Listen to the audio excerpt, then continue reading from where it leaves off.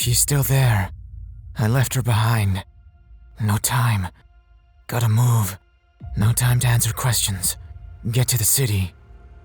Amidst the loud sirens and the distant wail of fire trucks, Peter Parker makes his way into the heart of the city, determined in his mission to bring her back. In this video, what you are witnessing is Peter Parker's less than easy landing back to his dimension after being shoved through a portal. You see, this narrative dates back to years ago when our beloved Spidey stopped the mad mathematician Benjamin Rabin'S plan to merge himself with the Mayan god Wayep. Consumed by vengeance, Rabin, A.K.A the Emissary, devoted all his time devising the ultimate revenge plan against Peter Parker, and what better way to strike at a crime-fighting vigilante than to harm his loved ones. This was precisely the sinister intent brewing in Rabin's mind, after sending Spidey and Mary Jane Watson to an alternate dimension, where they were to be slated as sacrificial pawns to appease Wayep and restore the emissary's standing with the god. In a desperate struggle for survival, the duo encounter Paul, a former student of Rabin's. Together, Peter and Paul created a device to send one person back home for assistance. However, just as they were about to use it on MJ, Wayep ambushed their safe house. Amidst the chaos,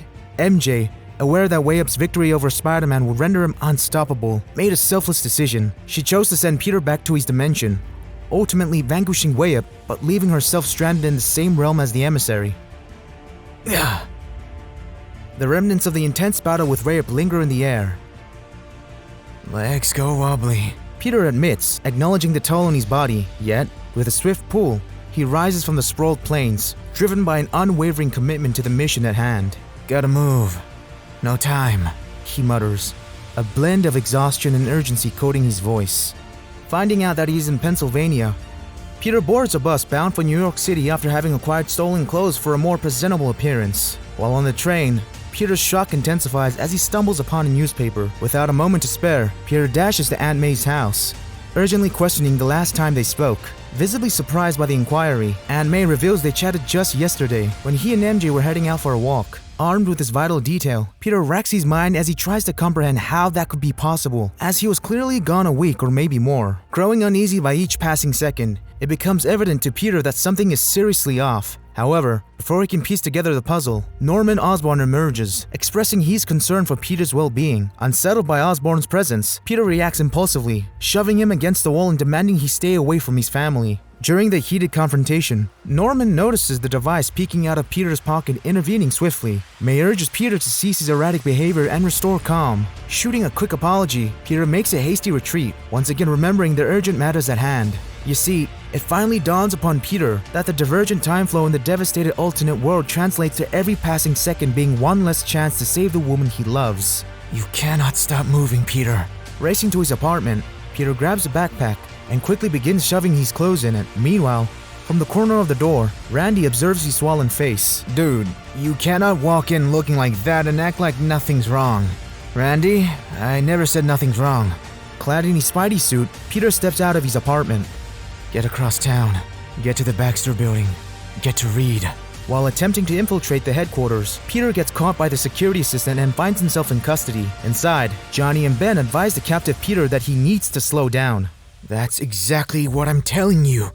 I can't! With urgency in his voice, Peter explains to the Thing and Human Torch the sequence of unfortunate events that has transpired. Examining the device, the Thing inquires about what Peter needs from them. You can let me out of these restraints, for starters. Realizing the obvious, the Thing quickly releases Peter from his confines and adds him to the safe list. Where is Reed? Peter demands, emphasizing the urgency of getting the device operational again. But it turns out Reed and Sue are on another planet, Tarnax, assisting the Skrulls who are grappling with atmospheric issues. Without further ado, Peter strides inside, stating his intention to use Reed's lab. Ben and John trail closely, informing Spidey that they cannot permit him to operate the lab, at least not until Cap arrives. What did you say? What does Cap want with me? Asks Peter in a surprised tone. Johnny attempts to reason with Peter, explaining the occurrence of two significant explosions in Pennsylvania, both of extra-dimensional origins. He goes on to disclose that the feds discovered a Spider-Man costume, which requires clarification before granting Peter access to Reed's lab. What kind of things? Human Torch then reveals that they need to conduct tests to ensure Spidey is who he claims and not an imposter. Pressed for time, Peter queries the Fantastic Four members about the possibility of skipping the waiting period. In response, the Thing reluctantly admits that they are obligated to administer the tests. I appreciate your honesty.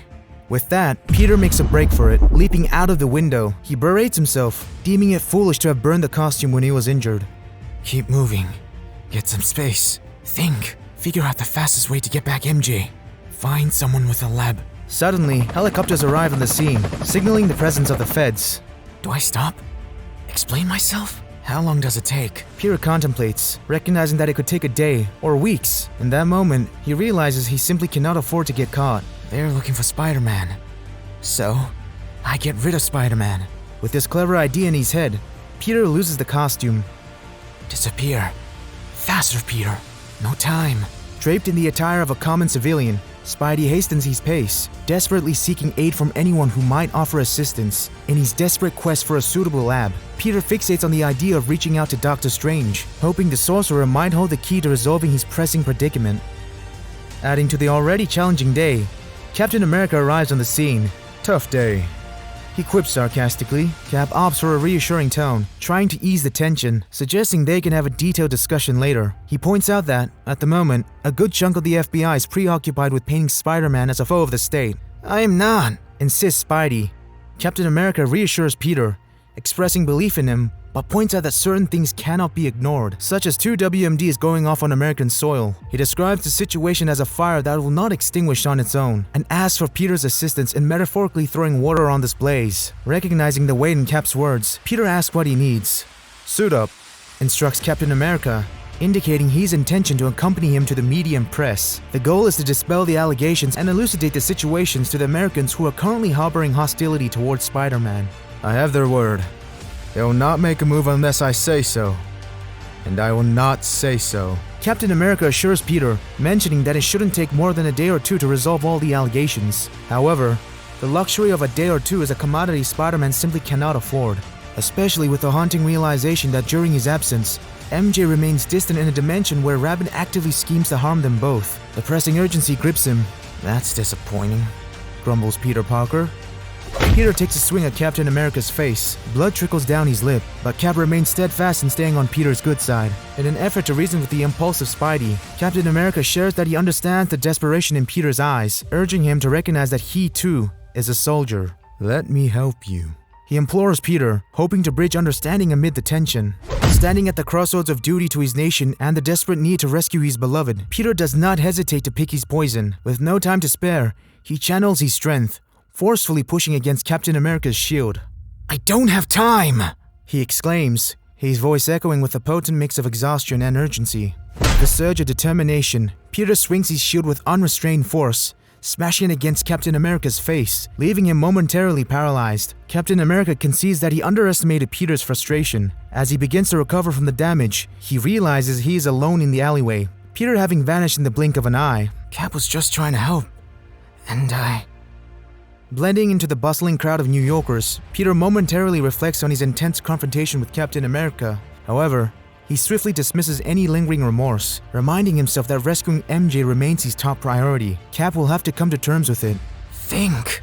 Locked in a dramatic mental struggle, Peter racks his brain for a plan. The information that Captain America is onto his identity as Peter Parker intensifies the stakes. He can feel the walls closing in, realizing he is rapidly running out of ordinary places to stay hidden. In a final act of desperation, Peter explores every option until one remains. He steels himself and heads to the last place anyone would expect. Bursting through the windows, true to Spidey's style, he confronts Norman, urging him not to talk, but to listen.